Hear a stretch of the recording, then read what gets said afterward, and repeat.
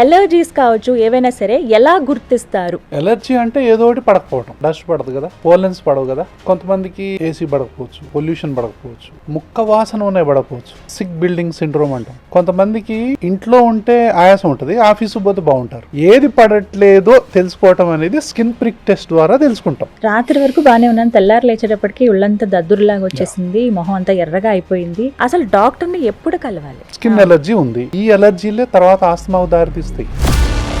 చిన్నపిల్లల్లో skin allergy eczema అంటాం, rash లాగా వస్తుంటది, ఇక్కడ ర్యాష్ లాగా వస్తుంది, దురద బాగా పెడతా ఉంటది, తర్వాత తుమ్ములు వస్తుంటాయి, కొంతమంది కళ్ళ దురదలు ఉంటాయి. ఇవన్నీ కూడా శ్వాస హాస్పిటల్స్ గురించి విన్నప్పుడు అండి, ఎవరైనా సరే హాస్పిటల్కి వెళ్ళాలంటే రివ్యూ చెక్ చేస్తారు. 5 lakhs పైగా పేషెంట్స్కి ఇప్పటి వరకు రిలీఫ్ అందించింది అని. అంటే మా దగ్గర వచ్చిన వాళ్ళు 90 to 98% హ్యాపీగా ఫీల్ అవుతారమ్మా. మా కేసు అయితే అది అలర్జీ అయితే, అది ఆస్తమా అయితే, గురకకు సంబంధం ఉంటే, మాకు సంబంధించిన కేసులు మాత్రమైతే మేము బెస్ట్ రిజల్ట్ ఇవ్వగలం. ఒకవేళ అది మా కేసు కాదంటే ముందే చెప్తాను. మేము కూడా రావాలనుకుంటున్నాము, చాలా హాస్పిటల్స్ తిరిగాం కానీ రిజల్ట్ ఎక్కడ కనిపించలేదని వాళ్ళకి ఆన్లైన్ కన్సల్టేషన్ ఏమన్నా ఉంటుంది? ఒక 15-20 దేశాల నుంచి మనని కన్సల్ట్ చేస్తారు ఆన్లైన్ లో. మన తెలుగు వాళ్ళు ఎక్కడ ఉంటారు? మన వీడియోలో మొత్తం ఎక్కడ చాలా వీడియోలు చూస్తూ ఉంటారు. ఆన్లైన్ లో ట్రీట్మెంట్ మనకు అందుబాటులో ఉంది. 37 years లో సార్ ఎన్నో కేసెస్ మీరు చూసుంటారు. ఇక అసలు దీంతో వీళ్ళ లైఫ్ భలే టర్న్ అయిందే అని మీరే ఆశ్చర్యపోయినటువంటి కేసెస్ కొన్ని వేలు ఉంటాయి. వాళ్ళు చెప్పేటటువంటి ఆనందానికి మీకు దుఃఖం వచ్చినప్పుడు ఎంత కన్నీళ్ళు వస్తాయో, ఆనందంతో అంత కన్నీళ్ళు వస్తాయి. ఒక్కోసారి చేస్తుంటే వాళ్ళు వచ్చి చేతులెత్తి దండం పెడుతుంటే ఆ మూలాన్ని తెలుసుకోవటం, ఆ వైద్యాన్ని సరిగ్గా అర్థం చేసుకోవటం, ఈ పేషెంట్ల కోసం ఇంకేమైనా మంచిగా చేయొచ్చా, ఇంకా కొత్త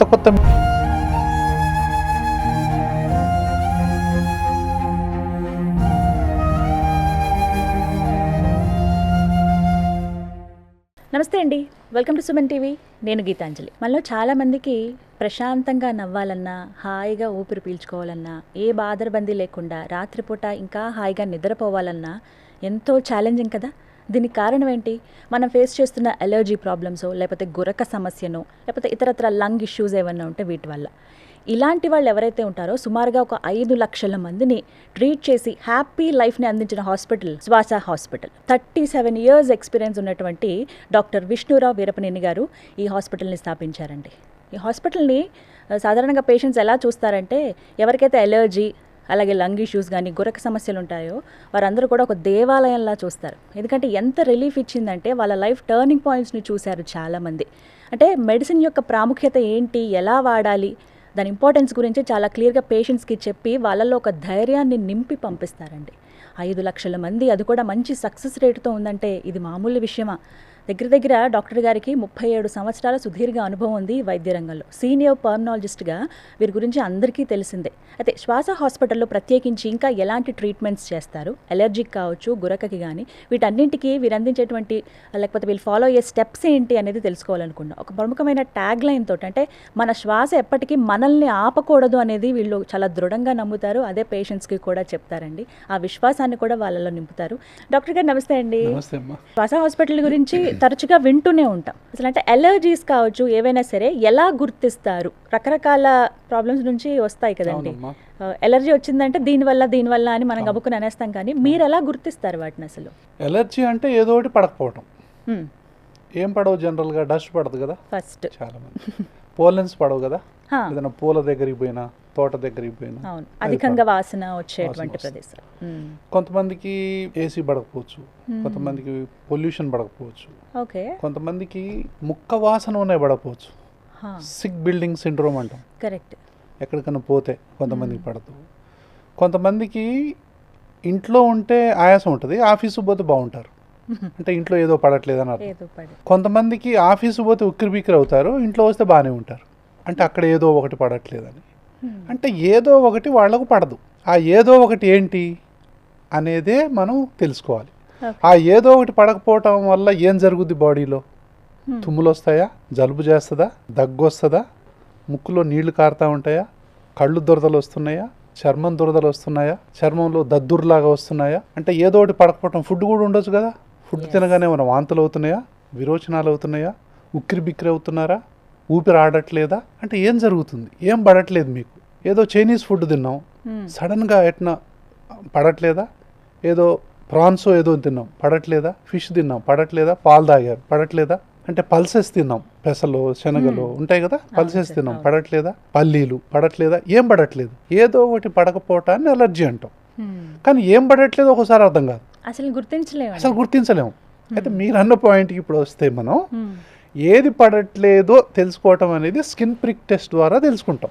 డస్ట్ మైట్ని ఒక చిన్న డ్రాప్స్ రూపంలో ఒక మెడిసిన్ లాగా తయారు చేసి ఆ డ్రాప్ ఈ చిన్న వేసి ఆ డస్ట్ మైట్ని ఆ డ్రాప్ మీద చిన్నగా ఒక ప్రిక్ చేస్తాం, చిన్న గాయం చేస్తే ఈ డస్ట్ మైట్ స్కిన్లో పోయింది ఇప్పుడు, అవునా? ఈ డస్ట్ మైట్కి ఆల్రెడీ మన బాడీలో రక్షణ వ్యవస్థ దానికి యాంటీబాడీస్ ఫామ్ చేస్తుంది. ఫస్ట్ ఆ రెండు కలిసి ఇది ఎలర్జను, మనం వేసిన దాన్ని ఎలర్జన్ అంటాం, బాడీలో ఉన్నదాన్ని యాంటీబాడీ అంటాం. ఈ రెండు కలుస్తాయి, కలిసి ఒక మాస్ట్ సెల్ అని ఉంటుంది మనకు బాడీలో మొత్తంలో కూడా. ఆ మాస్ట్ సెల్ మీద కలిసినప్పుడు ఆ రెండు ఎప్పుడైతే కలుస్తాయో ఆ సెల్ బ్రేక్ అయింది. బ్రేక్ అవగానే హిస్టమిన్ రిలీజ్ అయింది. హిస్టమిన్ రిలీజ్ అయినప్పుడు ఇంత పెద్ద గుబ్బుద్ది, ఇంత పెద్ద ఎర్రగా, ఇంత పెద్దగా బటన్ లాగా, ఇంత పెద్దగా దద్దురులాగా వస్తుంది. అంటే ఆయనకు డస్ట్ ఎలర్జీ ఉంది అని అర్థం.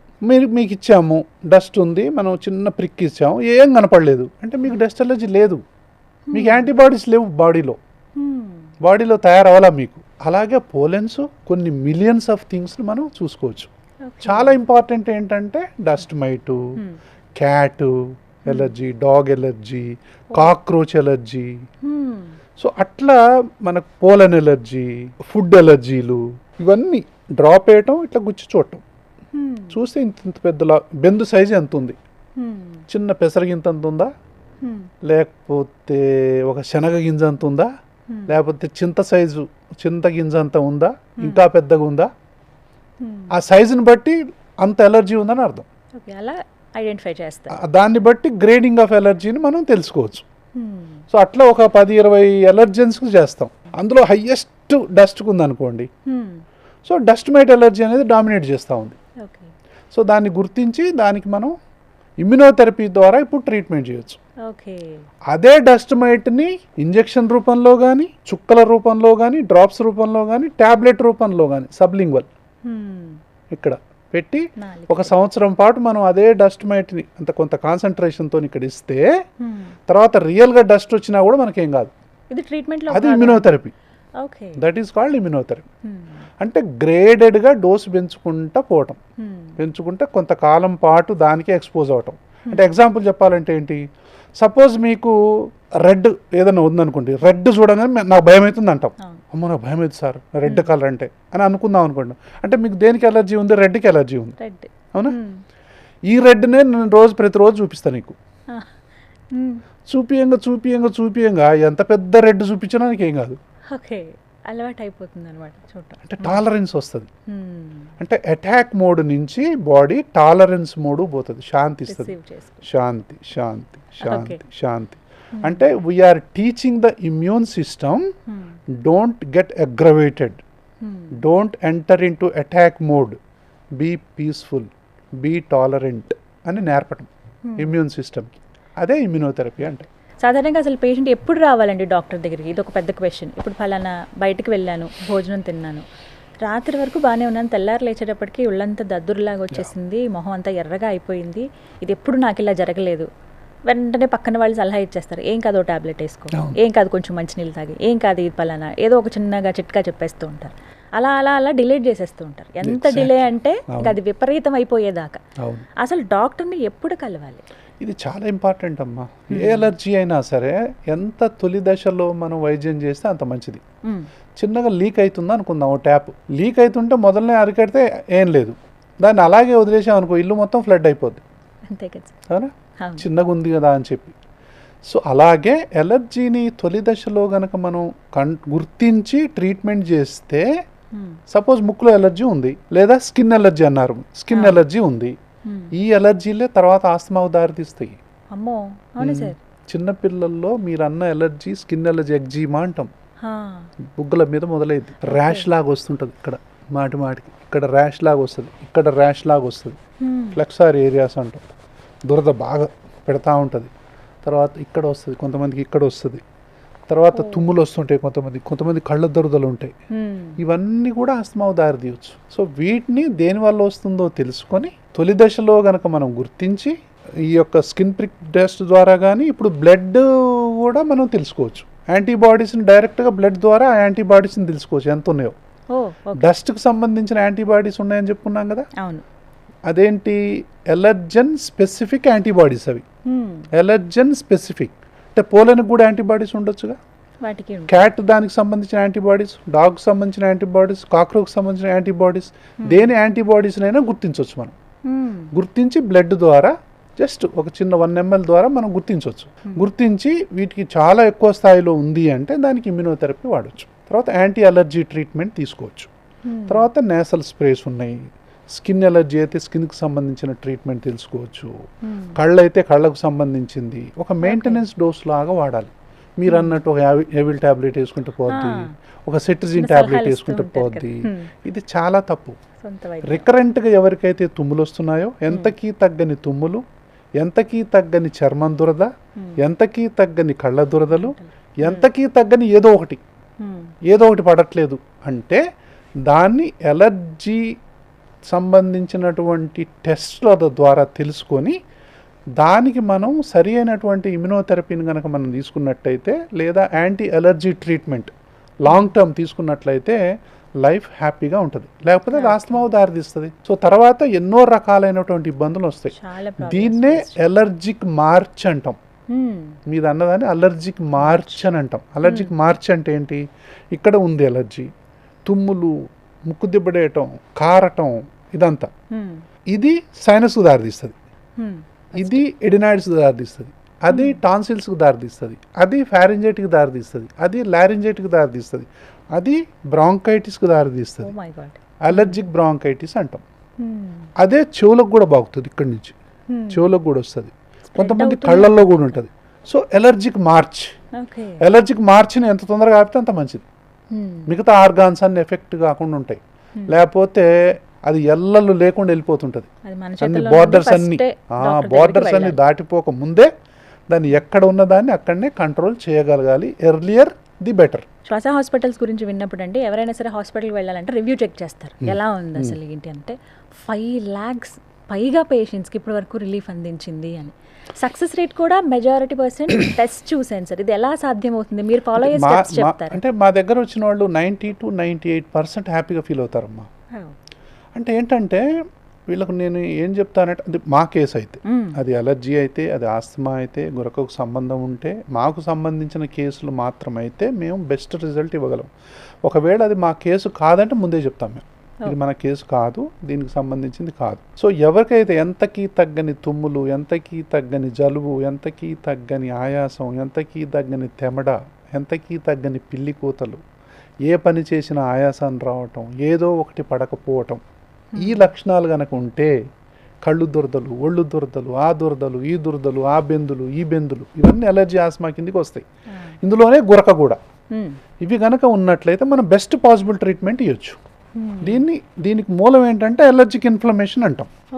దేనికైనా ఎలర్జీకి మూల కారణం ఎలర్జిక్ ఇన్ఫ్లమేషన్.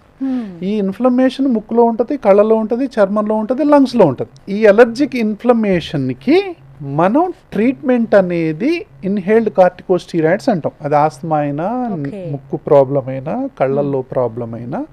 సో కొన్ని రకాలైనటువంటి మైక్రోగ్రామ్స్లో ఉండేటటువంటి కార్టికోస్టీరాయిడ్స్ అనేది మనం వాడతాం. అదొకటి. యాంటీ హిస్టమిన్స్ అనేది రకరకాలు ఉంటాయి. యాంటీ బయాలజికల్స్ ఉన్నాయి కొంతమందికి. సో ఇట్లా ఎన్నో రకాలైన ఇమ్యునోథెరపీ ఉంది. ఎన్నో రకాల, అంటే ఆ కేసుకు దేనికి ఉంది అన్నీ. అంటే one size don't fit all. ఒక చెప్పులు ఉన్నాయి, అందరికి అదే చెప్పులు పట్టవు కదా. ఎవరి చెప్పుల సైజు వాళ్ళకే, ఎవరి కళ్ళజోడు సైజు వాళ్ళకే. సో ఎవరి సైజు వాళ్ళకే అన్నట్టుగా ఎవరికి ఏది అవసరమో, ఎంత అంటే అది మైల్డ్ ఉందా, మోడరేట్ ఉందా, సివియర్ ఉందా అనేది తెలుసుకొని దానికి తగ్గ, నేనేమంటాను ఎప్పుడు అంటే తాళానికి తగ్గ తాళం చెవిలాగా ట్రీట్మెంట్ ఉండాలి. పాస్వర్డ్ కరెక్ట్ కొడితే సిస్టమ్ ఓపెన్ అయ్యిద్ది. ఇదే ట్రీట్మెంట్. ఎవరైనా, అంటే నేనే కాదు, ఏ డాక్టర్ అయినా సరే ఇదే సూత్రం. అదేదో ఏది సీక్రెట్లే ఉండవు. Science is not secret. Secret ఉండేది ఏది సైన్స్ కాదు. కాబట్టి it's open book for everybody. కాకపోతే మీరు నా దగ్గరకు వస్తారు ఒక ప్రాబ్లంతో, అది నేనే ఎలా అర్థం చేసుకున్నాను అనేది మీరు 10 మంది దగ్గరికి పోతే 10 రకాలుగా అర్థం చేసుకోవచ్చు. ఎవరే రకంగా అర్థం చేసుకున్నారు అనేది మీ పాయింట్ కాదు, ఎవరు కరెక్ట్ గా అర్థం చేసుకొని మీకు కరెక్ట్ వైద్యం ఇచ్చారు అనేది మీకు పాయింట్. అంటారు కదా, అంతే కదా. ఒక్కొక్క డాక్టర్ కి ఒక్కొక్క రకమైనటువంటి ఆ అప్రోచ్ ఉంటుంది, అవునా? ఆ అప్రోచ్ అనేది ఆ డాక్టర్ అది ఫాలో అయినప్పుడు ఆయనకు అది ఎక్కువ రిజల్ట్స్ ఇస్తున్నప్పుడు ఆ అప్రోచ్ని ఫాలో అవుతాడు. సో మీరు ఎంత పెద్ద అప్రోచ్ ఫాలో అవుతున్నారు, ఎంత చిన్న అప్రోచ్ ఫాలో అవుతున్నారు, మీరు ఏ అప్రోచ్ ఫాలో అవుతున్నారు కాదు పాయింట్. తాళం చేయబెడితే తాళం వస్తుందా రావట్లేదా అనేది కదా మ్యాటర్ పేషెంట్కి. అంటే ఒక డాక్టర్కి జడ్జ్ ఎవరు? పేషెంటే. సార్ మీరు చేసిన తర్వాత నాకు చాలా బాగా తగ్గింది సార్, అంతకుముందు చాలా బాధపడ్డాను నేను, కనీసం చాలా రిలీఫ్ ఇచ్చారు మీరు, ఎంతో కొంత రిలీఫ్ ఇచ్చారు మీరు. కొంతమంది చేతులు దండం పెడతారు వచ్చి, సార్ నాకు అసలు ఏం లేదు సార్ అంతకుముందు, అసలు నేనేనా అనిపిస్తుంది సార్, నాకు ఎంత ఆనందం అవుతుందో అప్పుడు. ఆ శ్వాసలో స్వేచ్ఛ కల్పించినప్పుడు ఆ పొందే ఆనందం అనేది డబ్బుల వల్ల రాదు. ఆ కృతజ్ఞత, వాళ్ళు చూపించే ఆ కళ్ళల్లో కనిపించే ఆనందం, అబ్బా ఈ బాధ నుంచి బయటపడ్డాను రా దేవుడా అనుకున్నట్టు. అంటే ఈ అలర్జీ ఆస్తమా బాధలు లేని వాళ్లకు మనం చెప్పే అర్థం కావు. ఈయన ఏందో గొప్పలు చెప్పుకుంటున్నాడు అని అర్థమైంది. చేసిన వాళ్ళకి ఒక్క శ్వాస తీసుకోవడానికి ఎంత కష్టమో వాళ్ళకి మాత్రమే తెలుసు. అలాంటి వాళ్ళకి శ్వాసలో స్వేచ్ఛ అంటే ఏంటో అర్థమైంది. శ్వాసలో స్వేచ్ఛ కోసం అనేది శ్వాస హాస్పిటల్ యొక్క ముఖ్య ఉద్దేశం. ఏ శ్వాస సమస్య అయినా సరే అంటే దానికి తెలుసుకొని, అసలు శ్వాస సమస్యలు చాలా కారణాల వల్ల వస్తుందమ్మా. ఈవెన్ ఎనీమియా ఉన్నా కూడా శ్వాస సమస్య ఉంటుంది. ఊపిరాడదు కొంతమందికి, ఆయాసపడతా ఉంటారు. కిడ్నీ జబ్బున్న ఆయాసపడతా ఉంటారు, లివర్ జబ్బున్న ఆయాసపడతా ఉంటారు, కొంతమందికి టెన్షన్ ఉంటే కూడా ఆయాసపడతారు, కొంతమంది గుండె జబ్బు ఉంటే ఆయాసపడతారు. అంటే చాలా జబ్బులకు ఆయాసపడతారు. అన్ని ఆయాసాలు అలర్జీ ఆస్తమాలు కావు. సో ఏది అలర్జీ, ఏది ఆస్తమా, ఏది పాలు, ఏది నీళ్లు అనేది డిఫరెన్షియేట్ చేయటమే డిఫరెన్షియల్ డయాగ్నోసిస్ అంటాం.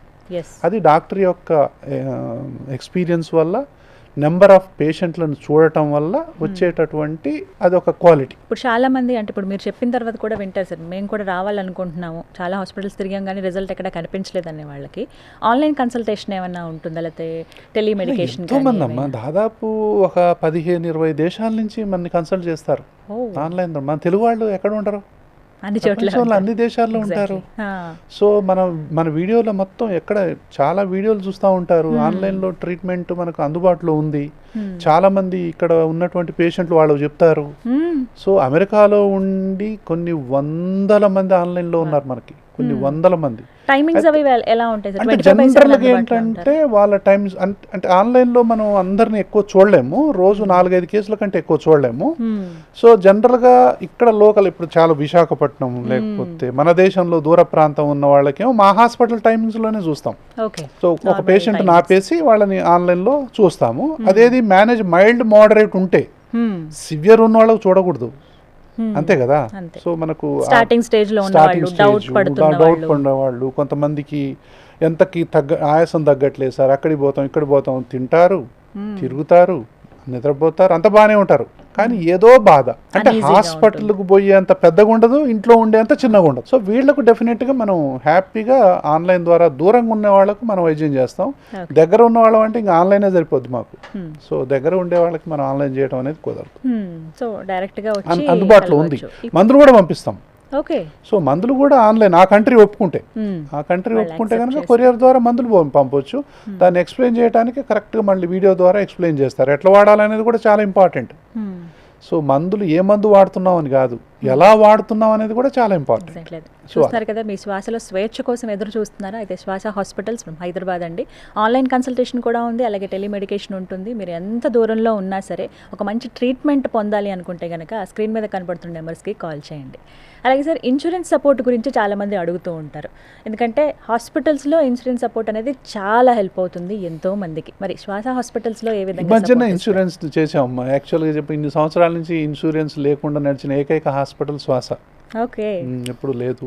ఇప్పుడు గత 4-5 నెలల నుంచి ఇప్పుడు ఇన్సూరెన్స్ ఫెసిలిటీస్ కూడా, సో ఎందుకంటే ఇన్పేషెంట్ ఫెసిలిటీస్ కూడా పెంచాం. ఒక 30 to 40 బెడ్స్ పెట్టామన్నమాట. పెట్టి జనరల్గా మన హాస్పిటల్లో 24 hours, 48 hours, 72 hours. జనరల్గా మా హాస్పిటల్లో 72 hours కంటే ఎక్కువ ఉండేవాళ్ళు ఒక 5% కూడా ఉంటారు. ఎస్, 50% పీపుల్ 24 to 48 hours చాలా మంది ఇదవుతారు. చాలా కొద్ది మందికి మాత్రమే 72 hours దాటి ఉంటారు జనరల్. అంటే ఐసీయూ కేర్లు కానీ, దీర్ఘకాలికంగా బాధపడేవాళ్ళు కానీ, న్యూమోనియా కేసులు కానీ, ప్లూరల్ ఎఫ్యూజన్ కేసులు కానీ, కొన్ని కేసులు ఉంటాయి కదా, కొన్ని పెద్ద కేసులు ఉంటాయి. వాటికి లాంగ్ ట్రీట్మెంట్ చేయాల్సినటువంటి అవసరం ఉంటుంది. ముఖ్యంగా ఆస్తమాకు సంబంధించిన, అలర్జీకి సంబంధించిన అయితే కనుక, ఈ గురకుకు సంబంధించిన అయితే కనుక జస్ట్ 24 to 48 hours చాలా మందిని మనం పంపించవచ్చు. చాలా ఏజ్ గ్యాప్ ఇలా ఏమైనా ఉంటుందా సార్ పిల్లలకి? అంటే ఎస్ అమ్మా, మన హాస్పిటల్ అండర్ వన్ రూఫ్, పసిపిల్లలు మొదలుకొని పండు ముసలి వరకు. నాది పిడియాట్రిక్స్ జనరల్గా. I'm a paediatric allergist basically. So పిడియాట్రిక్లో అలర్జీ, ఆస్తమా ఎట్లా మొదలవుతుందో చూసి దాన్ని పట్టుకొని అలా అలా అలా అలా అలా అలా 100 years దాపోయాను. ఆ జబ్బునే పట్టుకొని ఎన్ని రూపాలు మారుస్తుంది, ఎన్ని రకాలుగా ప్రజెంట్ చేస్తుంది, ఏ వయసులో ఎట్లా ఉంటుంది, ఎంత తీవ్రం అవుతుంది, ఎప్పుడు ఎక్కువ అవుతుంది, ఎప్పుడు సైలెంట్గా ఉంటుంది, దేనివల్ల ఎక్కువ అవుతుంది, సో వాళ్ళు పడే బాధలేంటి, వాళ్ళు అనుభవించే నరకాలేంటి, చెప్పుకోలేని బాధలేంటి, సో ఎంత చెప్పినా అర్థం కాని బాధలేంటి. ఈ జబ్బు గురించి, ఈ జబ్బు కాకుండా కొంతమంది మానసిక వైద్యం అని ట్రీట్మెంట్ చేయించుకున్న వాళ్ళు ఉన్నారు. బంధువులు ఏం చేస్తారు తెలుసా, ఈ బాధ అర్థం చేసుకోలేక ఎప్పుడు చూసినా నువ్వు ఏదో చెప్తా ఉంటావు, నిన్ను మెంటల్ డాక్టర్ చూపిస్తా అని చెప్పి చూయించిన వాళ్ళు ఉన్నారు. వాళ్ళు నరకం అనుభవించిన వాళ్ళు ఉన్నారు. నాకు లేదండి, నాకు వేరే బాధ ఉందండి, నాకేదో ఊపిరాడట్లేదండి అంటే, లేదు నీకేదో నువ్వు ఆలోచిస్తున్నావు, నువ్వేదో టెన్షన్ పడుతున్నావు, నీకు అన్నిటికీ మెంటల్ డాక్టర్ అయితేనే కరెక్ట్ అని చెప్పి సైకియాట్రిస్ట్కి పోయిన కేసులు 100 ఉన్నాయి. తర్వాత హార్ట్ కాడికి పోయిన వాళ్ళు చాలామంది ఉంటారు.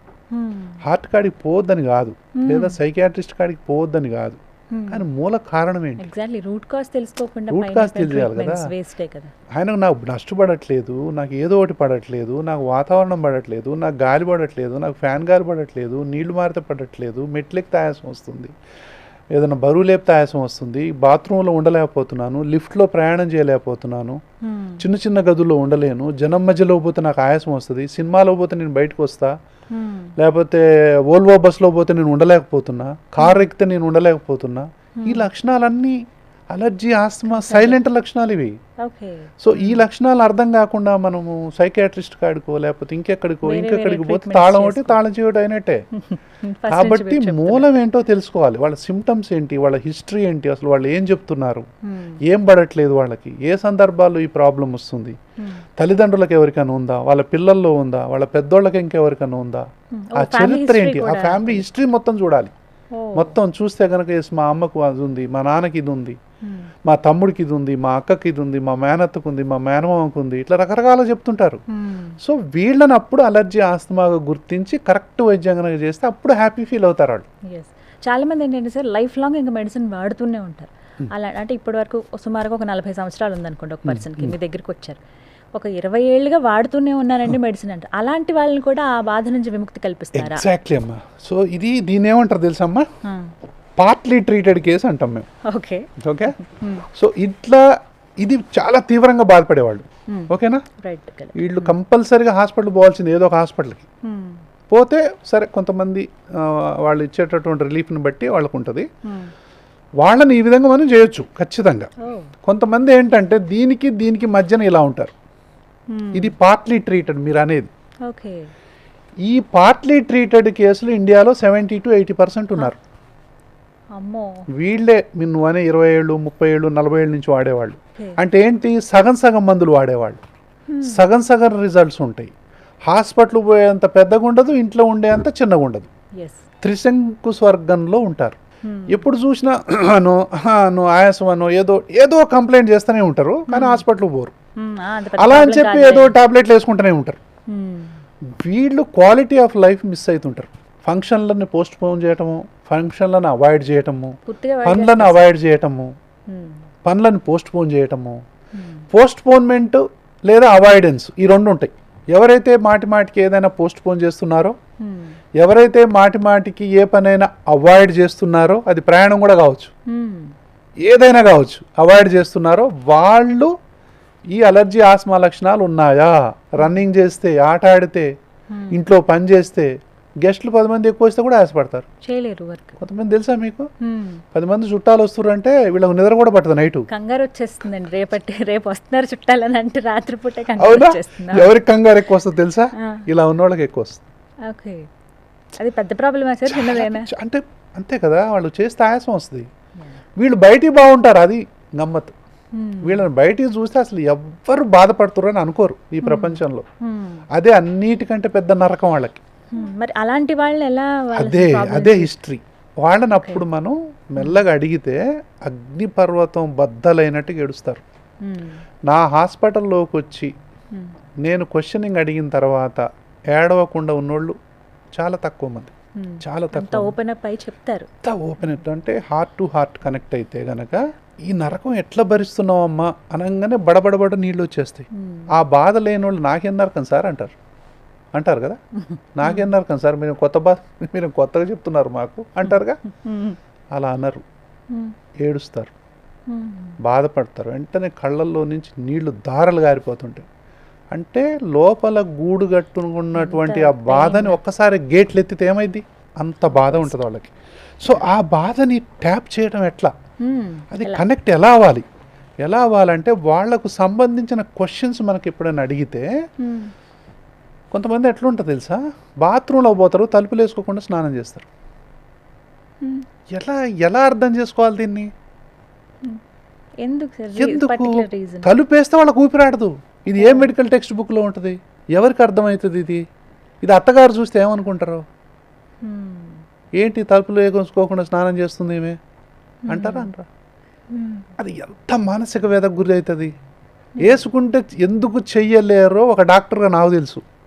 ఊపిరి ఆడదు వాళ్ళకి. పెద్ద రూములు కావాలి వాళ్ళకి, కిటికీలు పెద్దగా ఉండాలి, అన్ని ఓపెన్ చేసి ఉండాలి. అందులో కూర్చుంటే వాళ్ళకు ధైర్యం, అమ్మయ్య నా గాలి ఆడుతుందని. చిన్న రూమ్లో కూర్చోబెట్టుకుంటే పారిపోతారు బయటికి, ఓల్వో బస్సులు దిగిపోతారు మధ్యలోనే. ఈ ప్రాబ్లం ఉన్న వాళ్ళకి ఇవన్నీ ఏ టెక్స్ట్ బుక్లు ఉంటాయి? అనుకోవాలి ఇవన్నీ ఎక్స్పీరియన్స్ ద్వారా. వీటికి రూట్ కాజ్ను మనం కనుక్కోవాలి. ఇట్లా బాధపడే వాళ్ళకి ఎవరికి ఎక్కడ ఎలర్జీ ఉంది ఈ ఫ్యామిలీ హిస్టరీ మొత్తంలోనే తెలుసుకోవాలి. దేనికి ఉందో తెలుసుకోవాలి, దానికి తగ్గ వైద్యం చేస్తే నువ్వు ఇలాంటి లిఫ్ట్ కాదు ఇంకా ఇరుక్కున్నా వెళ్ళిపోతారు. ఫ్లైట్లలో పోని వాళ్ళు కొన్ని 100 మంది ఫ్లైట్లో పోయేటట్టు చేసినాం మా ఎక్స్పీరియన్స్లో. ఎంతో మంది మక్కా పోలేని వాళ్ళని మక్కా పోయేటట్టు చేసాం. మానస సరోవరం పోయి వచ్చారు, ఇంట్లో నుంచి బయటికి కదలేని వాళ్ళు.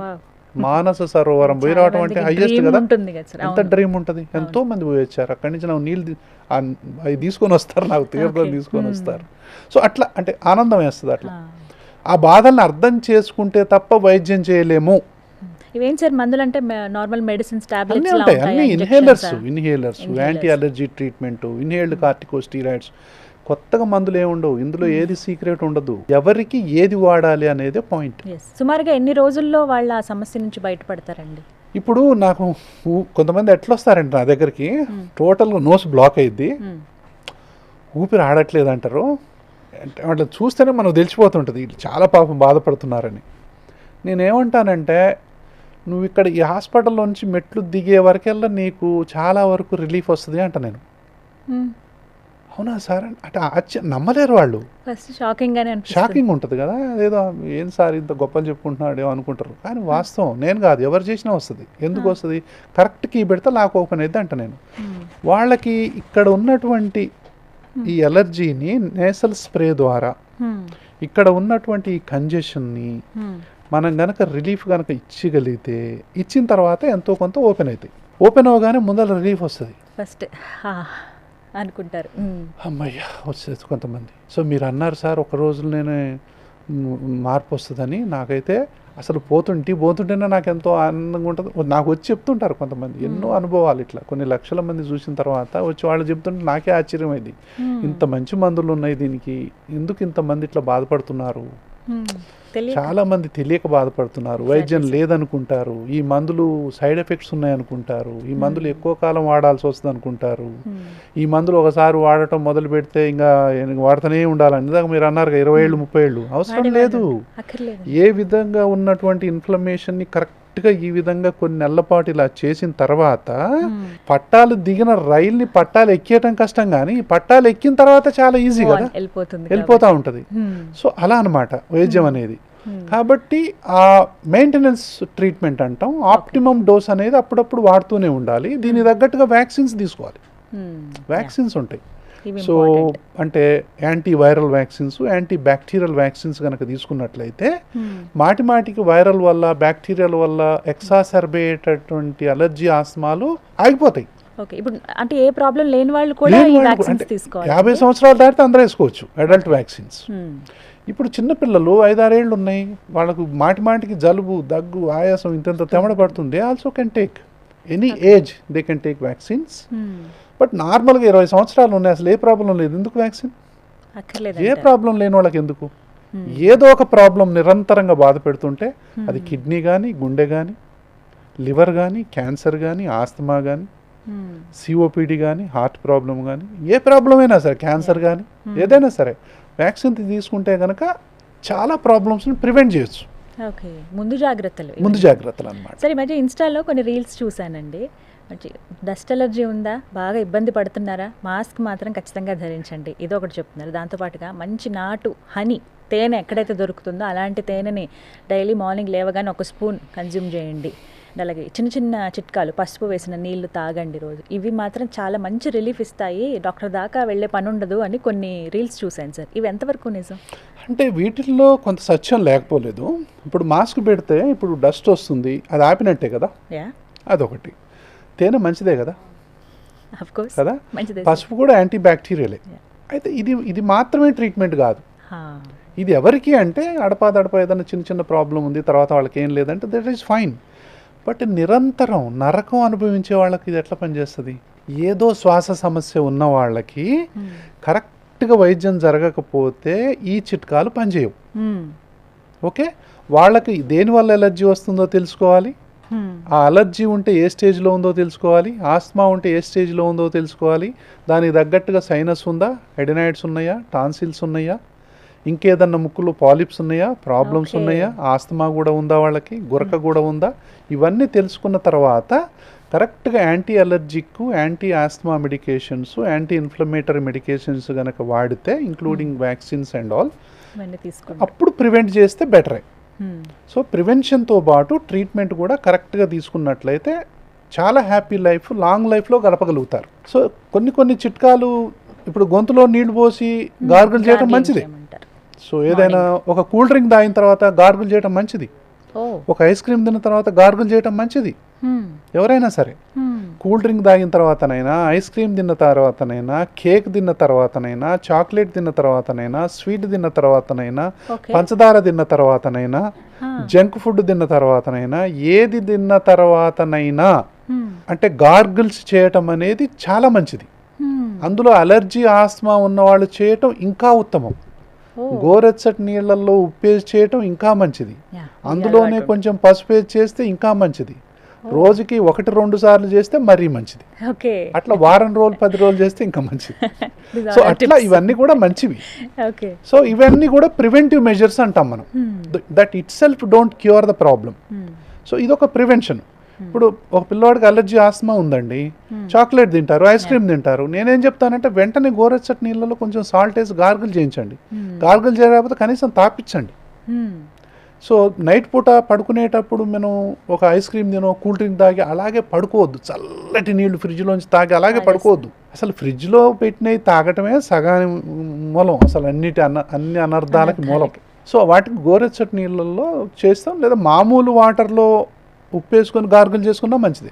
ప్రతిసారిగా గోరెచ్చటి నీళ్ళు నార్మల్ రూమ్ టెంపరేచర్ దగ్గర ఉన్న దాంట్లో సాల్ట్ వేసుకొని గార్గిల్ చేసుకున్నా సరే పడుకునేటప్పుడు. ఎవరికైతే అలర్జీ ఆస్మా ఉందో, కొంతమంది స్మోక్ చేయడం ఒక హ్యాబిట్ ఉంటుంది, డ్రింకింగ్ ఒక హ్యాబిట్ ఉంటుంది, వీళ్ళు ఎలాంటి జాగ్రత్తలు తీసుకోవాలి సార్? వీళ్ళకి ఏమన్నా చిన్న టిప్ చెప్పండి సార్, ఇప్పుడు కామన్ పీపుల్కి చెప్పినట్టే. అంటే ఇప్పుడు స్మోకింగ్ చేసే వాళ్ళకి అమ్మ ట్రీట్మెంట్ ఉంది వాళ్ళకి కూడా, స్మోకింగ్ చేయకుండా ట్రీట్మెంట్ ఉంది. బాగా స్మోకింగ్ చేసే వాళ్ళకి ఈ అలర్జీ ఆస్మా లింక్ చూద్దాం. సో పేరెంట్స్ ఉంటారు, స్మోకింగ్ చేస్తూ ఉంటారు, చిన్నపిల్లలకు అలర్జీ ఆస్మా ఉంటుంది. ఈ పిల్లల్లో 40%, 100 మంది ఆస్మా పిల్లల్లో 40 మందికి న్యూమోనియా వచ్చే అవకాశం ఉంటుంది పేరెంటల్ స్మోకింగ్ వల్ల. ఈ ఫ్యాక్ట్ తెలిసినాక నన్ను బంద్ చేయాలి కదా. మన దగ్గరికి పిల్లలు వస్తారు, అలర్జీ ఆస్మాకు మనం వైద్యం చేస్తూ ఉంటాం, వాళ్ళు చక్కగా ఇలా అయిపోతారు, మళ్ళీ 10 రోజులకే మళ్ళీ ఇలా వస్తారు. కారణం తండ్రి అయి ఉండొచ్చు, అగరబత్తీలు పెడితే అగరబత్తీలు కారణం అయి ఉండొచ్చు, సాంబ్రాణి పొగలు అయి ఉండొచ్చు, ఇంట్లో కెమికల్స్ అయి ఉండొచ్చు, ఇంట్లో ఉండేటటువంటి అంటే కొన్ని రకాలైనటువంటి ఘాటైన వాసనల కారణం కావచ్చు.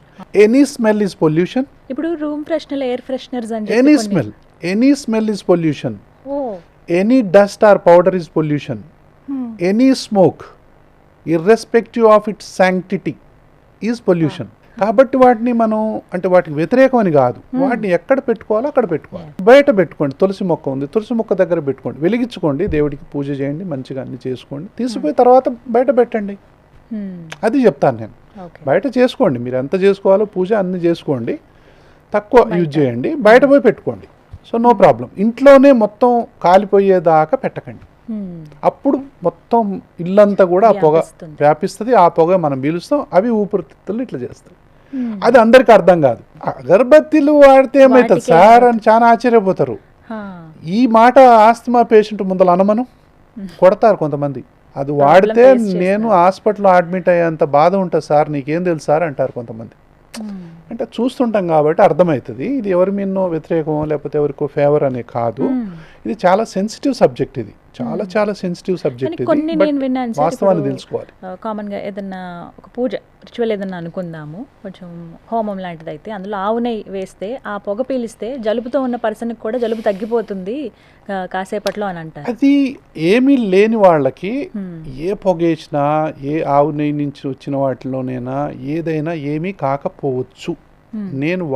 నేను చెప్పే కాంటెక్స్ట్ అలర్జీ ఆస్మా పేషెంట్లను దృష్టిలో పెట్టుకొని, ఆల్రెడీ ఎవరికైతే ఊపిరితిత్తులు ఈ విధంగా ఉన్నాయో వాళ్ళు దేన్ని టాలరేట్ చేయలేరు.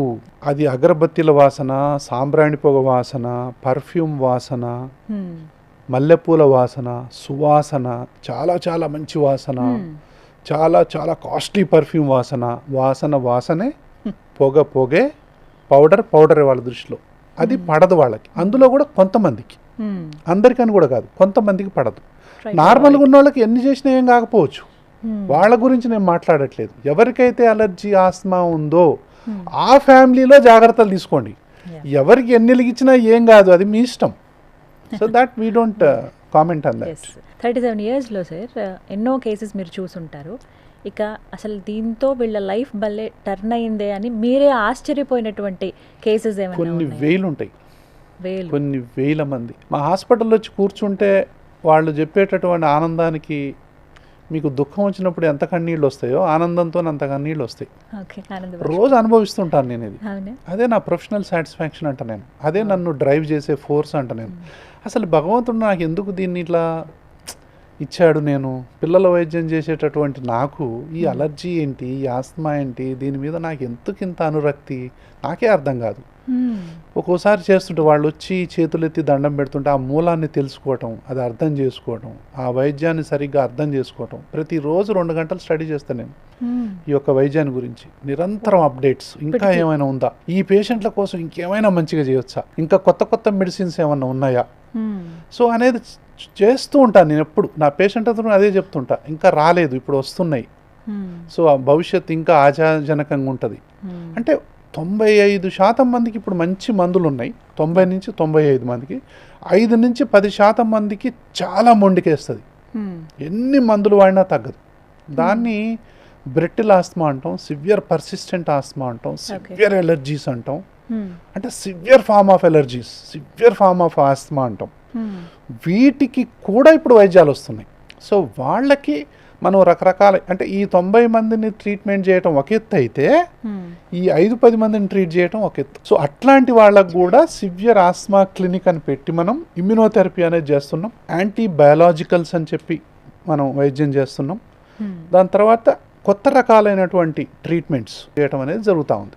సో వీళ్ళల్లో కూడా ఇలాంటి మొండి కేసులు 100 తీసుకుంటే అందులో కూడా 50 మంది మంచిగా అవుతారు.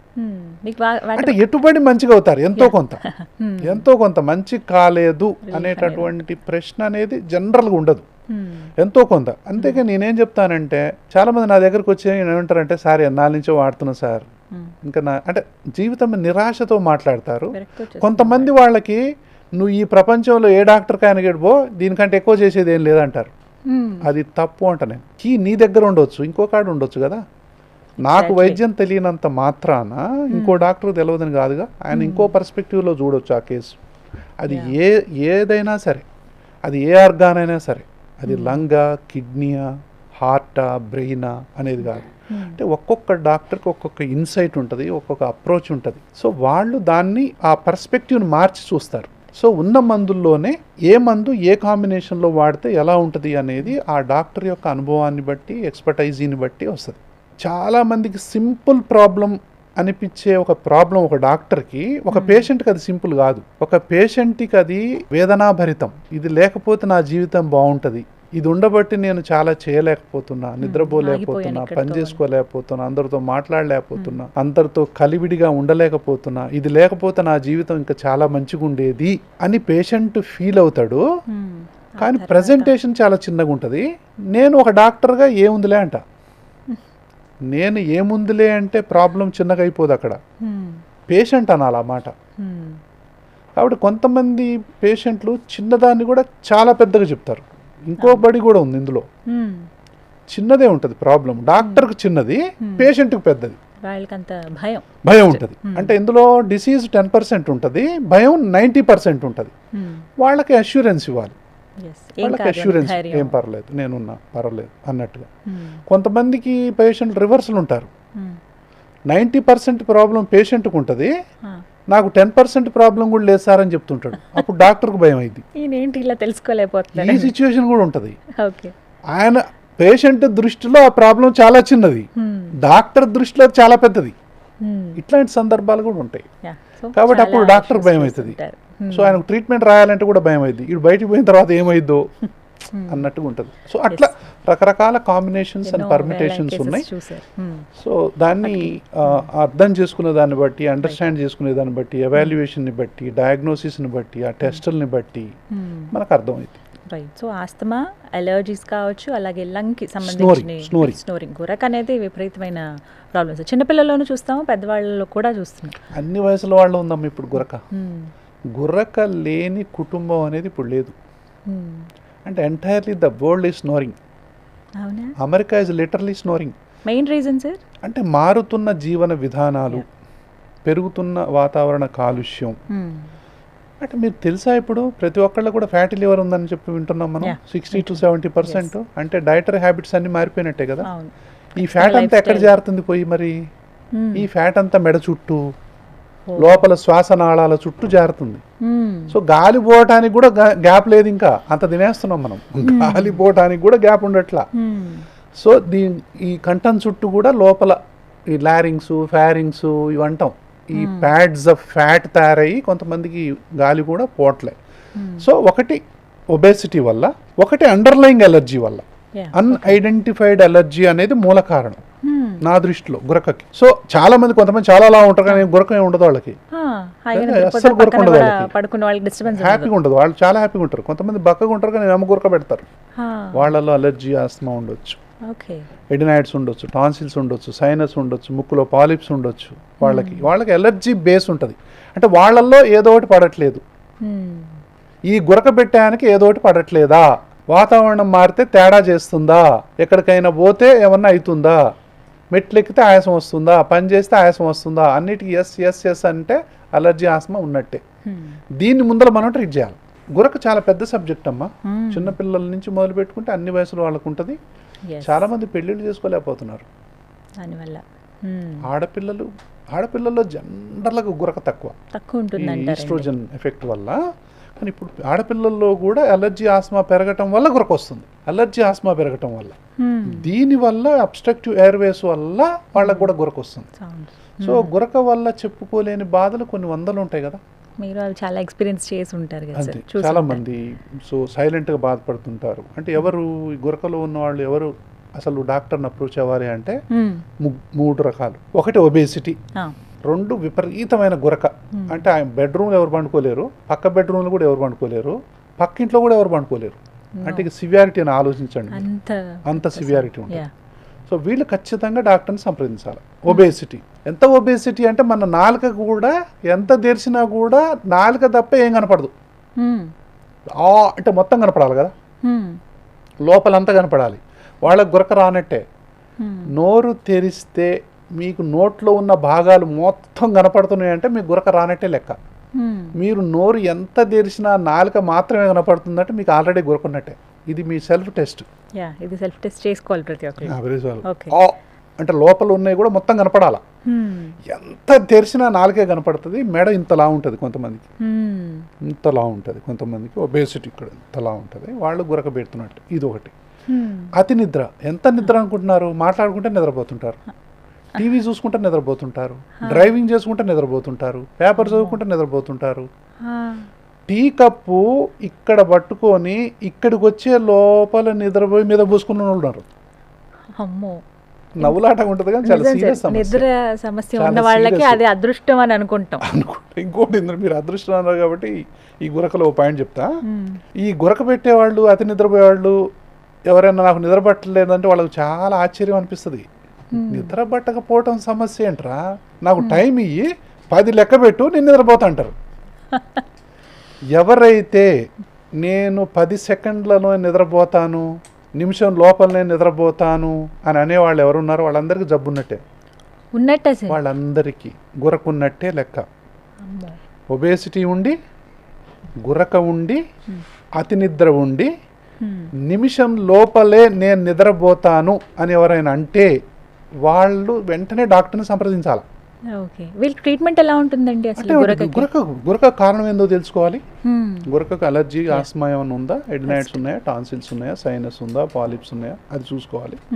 సో సర్జరీలు ఏమైనా అవసరం పడతాయా, మైనర్ సర్జరీలు, లేకపోతే అలర్జీ ఆస్మా ట్రీట్మెంట్ ఏమైనా చేయాలా, లేకపోతే ఇంకా సిప్యాప్ అంటే స్లీప్ స్టడీ అని ఉంటుంది. ఇప్పుడు స్లీప్ స్టడీ చేసి వాళ్లకు సిప్యాప్ మిషన్ ద్వారా అంటే ఎటుబడి వాళ్ళు గురకకు చాలా ఎక్సలెంట్ ట్రీట్మెంట్ ఉంది. ఇప్పుడు గురక టెస్టులు చేసి గురక కారణాలు ఏంటో తెలుసుకొని గురక గనక మనం కరెక్ట్ వైద్యాన్ని చేస్తే గురకతో బాధపడే అవసరం లేదు. ఫస్ట్ అతి నిద్ర పోద్ది. ఎన్ని రోజుల్లో రిలీఫ్ వస్తుంది సార్? ఎంత వితిన్ 1 వీక్లో చాలా మంచిగా అయిపోతారు. అతి నిద్ర ఉండదు. అతి నిద్ర అంటే ఇంకెంత నిద్ర అనుకుంటున్నారు? వీళ్ళు ఆఫీసు పోతుంటే ఇంట్లో భార్యకు అసలు కాళ్ళు చేతులు ఆడవు. 10 సార్లు ఫోన్ చేస్తారు, ఏమన్నా నిద్రపోతున్నారా బైక్ మీద ఏమన్నా. పాపం వాళ్ళకి కదా భయం. ఎవరి బాధలు ఎవరికి తెలుస్తాయి? బయటికి పోయినప్పుడు 100 సార్లు కాల్ చేస్తారు, కార్లో పోతుంటే కూడా ఏమంటే నిద్రపోయారా, ఏమన్నా నిద్రపోకండి చేస్తూ ఉంటారు. కామన్గా లాంగ్ జర్నీస్ లో చేస్తూ ఉంటారు. అవునా? సో గురక ఎవరికైతే ఉందో, ఊపకాయం ఎవరికైతే ఉందో, అతి నిద్ర ఎవరికైతే ఉందో వాళ్ళతో కారులో ప్రయాణం చేయటం, వాళ్ళు డ్రైవింగ్ సీట్లో ఉన్నారంటే చాలా చాలా డేంజరు. సో మన దేశంలో బహుశా చాలా యాక్సిడెంట్స్ కారణము అన్ఐడెంటిఫైడ్ గురక కావచ్చు. మన దేశంలో 50% హార్ట్ అటాక్స్ అన్ఐడెంటిఫైడ్ గురక వల్ల కావచ్చు. కాబట్టి గురక అనేది ఇప్పుడు జాతిని పట్టి పీడిస్తున్నటువంటి ప్రధానమైనటువంటి లైఫ్ స్టైల్ డిసీజ్. దీనికి తక్షణం గనక మనం డాక్టర్ని సంప్రదించి, ఇప్పుడు చెప్పాను కదా 3: ఊబకాయం, విపరీతమైన గురక, అతి నిద్ర ఒకటి. దాని తర్వాత ఇంకొకటి చెప్తా. ఈ గురక ఎట్లా ఉంటుంది? ఈ గురక మామూలు కూడా గురక పెట్టేవాళ్ళు ఉంటారు, బాగా కష్టపడిపోయి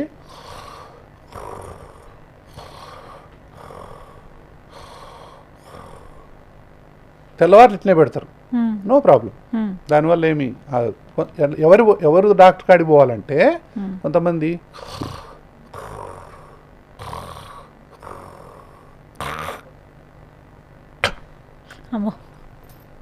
ఎంతసేపు ఉంటారు తెలుసా మీకు? 1 మినిట్ ఊపిరి ఆడదు. అమ్మ బాబోయ్. కొంతమందికి 2 మినిట్స్ ఆడదు, కొంతమందికి 2 మినిట్స్ ఆడదు. భయపడటం ఏంటి? పక్కన ఉన్న నిద్రపోరు, ఇలా ఇలా ఏమండి ఏమండి ఏమండి ఏమండి అంటారు. అంటే ఉన్నాడా పోయాడు అన్నట్టుగా. అంటే ఆ ఊపిరి ఆగిపోద్ది కదా, దీన్ని యాప్నియా అంటాం, స్లీప్ యాప్నియా, యాప్నిక్ అటాక్స్ అంటాం. 10 సెకండ్స్ కంటే ఎక్కువ ఉంటే యాప్నియా అంటారు, అంటే ఊపిరి స్తంభించిపోవటం. ఇలాంటివి గంటకి 5 కంటే తక్కువ ఉంటే ఓకే, 5 నుంచి 15 ఉంటే మైల్డ్ అంటాం, 15 నుంచి 30 వరకు ఉంటే మోడరేట్ అంటాం, 30 కంటే ఎక్కువ ఉంటే సివియర్ అంటాం. కొంతమందికి 100 ఉంటుంది, అంటే నిద్ర ఉన్నట్టు, అంటే గుర్రకుంటే నిద్ర లేనట్టు యాక్చువల్గా, అంటే ఇన్నిసార్లు అంటుంటారు అంటూ ఉంటారు.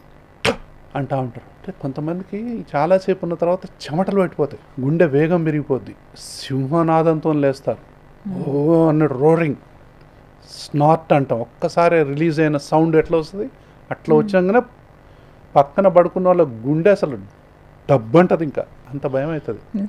అంటే ఇది భయపెట్టడం కాదు, ఇవి తెలుసుకోవాలి. గురక అంటే చాలా మంది నవ్వులాట అనుకుంటారు. గురకని నవ్వులాటగా దయచేసి తీసుకోకండి. గురక అనేది సీరియస్ మెడికల్ ప్రాబ్లం. గుండె జబ్బులకు కానీ, యాక్సిడెంట్లకు కానీ, హార్మోనల్ చేంజెస్ కానీ, ఒబేసిటీకి కానీ, కొలెస్ట్రాల్ పెరగటానికి కానీ మూల కారణం ఏదైనా ఉందంటే గుర్తించని గురక గుర్తించిన తర్వాత కూడా అట్నే ఉండిపోవటం యాక్సిడెంట్లకు మెయిన్ కారణం. తర్వాత psychological problems, family problems, social problems. వీళ్ళు ఎవరు ఇంట్లో నిద్రపోరు తెలుసా మీకు? మళ్ళీ నైట్ వచ్చి మన ఇంట్లో నిద్రపోవాల్సిందే, ఎక్కడ పడుకోరు. సో ఇలాంటి చాలా అనుభవాలు ఉంటాయి. సో ఈ గురకలో కొన్ని వేల అనుభవాలు ఉంటాయి. కాబట్టి మొత్తం మీద నేను చెప్పేది ఏంటంటే గురకని నిర్లక్ష్యం చేయకండి. ఊబకాయ ఉంది, అతి నిద్ర ఉంది, విపరీతంగా గురక పెడుతున్నారు, గురకని ఇంకా నిర్లక్ష్యం చేయకండి అంటున్నారు. అది పిల్లలైనా ఎవరైనా, ఈవెన్ పిల్లలు కూడా, చిన్న పిల్లలు అంటున్నారంటే అది హైపర్ యాక్టివిటీకి దారితీస్తుంది, పెంకి పిల్లలుగా తయారవుతారు. సో గురకకి వీటన్నిటికీ లింక్ ఉంది. స్లీప్ యాప్నియా అంటారు దీన్ని, అబ్స్ట్రక్టివ్ స్లీప్ యాప్నియా అంటాం. సో చిన్నపిల్లల నుంచి లెర్నింగ్ ప్రాబ్లమ్స్ వస్తాయి, స్లీప్ ప్రాబ్లమ్స్ వస్తాయి, బిహేవియరల్ ప్రాబ్లమ్స్ వస్తాయి, ఒబేసిటీ వస్తుంది, చాలా ప్రాబ్లమ్స్ ఉంటాయి. కాబట్టి దీనికి అలర్జీ, ఆస్మా బిహైండ్ స్క్రీన్ అన్నట్టుగా ఇదేమైనా ఉందా తెలుసుకొని ఏజ్కి తగ్గట్టుగా మనం గనక కరెక్ట్ వైద్యాలు కనుక మనం చేసినట్లయితే అద్భుతమైన జీవితాన్ని వాళ్ళకి అందించవచ్చు. సో ఫైనలీ శ్వాస అంటే ఇంకా ఎలా ముందుకు తీసుకువెళ్దాం అనుకుంటున్నారు? మీ ఎయిమ్ ఏంటి నెక్స్ట్? ఇంకా ఎలాగా ప్లాన్స్ ఏమైనా ఉన్నాయా వీటికి సంబంధించి? అన్ని రకాలైనటువంటి అలర్జీకి ఒకటే రూఫ్ కింద డిఫరెంట్ స్పెషాలిటీస్ ఇన్వాల్వ్ చేసి డిఫరెంట్ స్పెషలిస్టులను కూడా ఒక రూఫ్ కిందకే తీసుకొచ్చి, సో వాళ్ళ ద్వారా ఇప్పుడు కళ్ళ దురదలు ఉంటుందండి, మళ్ళీ కంటి డాక్టర్ కాడికి ఎందుకు? ఓకే, అన్నీ ఒక దగ్గరే ఉండే విధంగా. సో ముక్కు ప్రాబ్లం ఉంది, మళ్ళీ ముక్కు కాడికి ఎందుకు? చర్మం ప్రాబ్లం ఉంది, మళ్ళీ చర్మం కాడికి ఎందుకు? ఆస్మా ఒక్కాడ, అది ఒక్కాడ, ఇది ఒక్కాడ. ఎంత అంటే ఇంటర్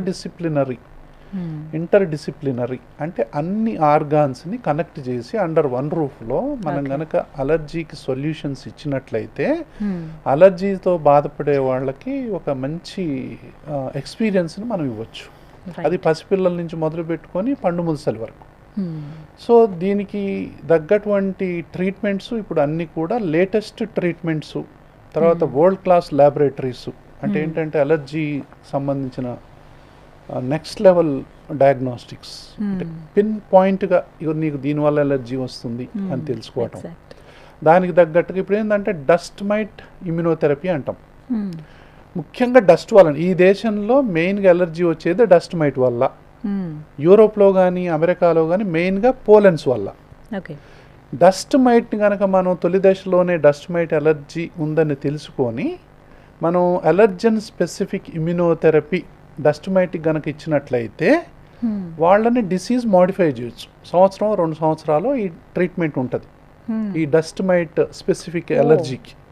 అది ట్యాబ్లెట్ రూపంలో ఇప్పుడు అందుబాటులో వచ్చింది. ఒకప్పుడు డ్రాప్స్, ఇంజెక్షన్స్ ఉండేవి, ఇప్పుడు హ్యాపీ తీసుకోవటం, ట్యాబ్లెట్ ఏడ పెట్టుకోవటం, జస్ట్ ఒక 2-3 మినిట్స్ ఉంచుకుంటే చాలు. అట్లా 1 year కనుక వాడితే రూట్ని ట్రీట్ చేయొచ్చు మనం. సో డిసీజ్ని మోడిఫై చేయొచ్చు. ఫ్యూచర్లో we're moving towards cure of the allergy and cure of asthma. అంత లేటెస్ట్ ట్రీట్మెంట్స్ అనేవి ఇప్పుడు అందుబాటులో వస్తున్నాయి ఇంకా, అంటే ఇట్ ఈస్ అండర్ ఎవాల్యుయేషన్. కాబట్టి ఇలాంటి ట్రీట్మెంట్స్ అన్నిటిని కూడా ఇంకా ఇంప్రూవైజ్ చేస్తూ అన్ని వయసుల వాళ్ళకి అందించాలనేది మా శ్వాస హాస్పిటల్ యొక్క లక్ష్యం. ఫైనల్గా ఏంటంటే అందరికీ శ్వాసలో స్వేచ్ఛ కల్పించాలి అనేది ఒక గోల్ అన్నమాట.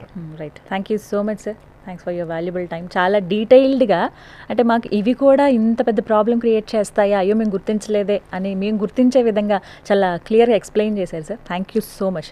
ఇంకా అంటే చాలా రకాలైనటువంటి లంగ్ ప్రాబ్లమ్స్ ఉన్నాయి. సో న్యూమోనియాస్ ఉన్నాయి, లంగ్లో నీరు చేరటం ఉంది, సిఓపిడి అనేది పెద్ద సబ్జెక్టు. ఫర్దర్ గా వీడియోస్ లో అవన్నీ కూడా డిస్కస్ చేద్దాం. చాలా మంది డౌట్స్ కూడా రైజ్ చేస్తూ ఉంటారు కామెంట్స్ లో. ట్రీట్ 1 అవేర్ 100 అనేది శ్వాస హాస్పిటల్ పాలసీ. ఓకే, ఒక్కళ్ళకు ట్రీట్ చేయి 100 మందికి అవేర్నెస్ కలిగించు అనేది ఈ యొక్క శ్వాస హాస్పిటల్, శ్వాస ఫౌండేషన్ యొక్క ముఖ్య లక్ష్యం. Right, thank you so much sir. నమస్తే. విన్నారు కదా, శ్వాస హాస్పిటల్స్ అండి హైదరాబాద్లో. మీకు డీటెయిల్స్ అని నేను స్క్రీన్ మీద డిస్ప్లే చేస్తాను, నెంబర్ అలాగే అడ్రస్ కూడా. ఎవరైతే కొన్ని సంవత్సరాలుగా అలర్జీతో, ఆస్తమాతో, గురక సమస్యతో, లంగ్కి సంబంధించిన ఇష్యూస్తో బాధపడుతున్నారో వారికి బెస్ట్ ట్రీట్మెంట్ అనేది అందుబాటులో ఉంది. నిష్ణాతులైనటువంటి వైద్యులు ఉన్నారు. బెస్ట్ ట్రీట్మెంట్స్, మరీ ముఖ్యంగా అధునాతనమైనటువంటి వైద్య పద్ధతులను అవలంబిస్తూ చాలామందికి, అంటే ఇప్పుడు ఇందాక మాటల్లో వినే ఉంటారు, 5 లక్షలకు పైగా పేషెంట్స్ వెంటనే రిలీఫ్ పొందారు అని అంటేనే అర్థం చేసుకోవచ్చు ట్రీట్మెంట్ ఏ విధంగా ఉంటుందనేది. చిన్నపిల్లల దగ్గర నుంచి పండు ముసలి వరకు ఎలాంటి వారికైనా సరే మీ శ్వాసలో స్వేచ్ఛ కోసం స్క్రీన్ మీద కనపడుతున్న నెంబర్స్కి కాల్ చేసి ఫుల్ డీటెయిల్స్ తెలుసుకోండి. నమస్తే.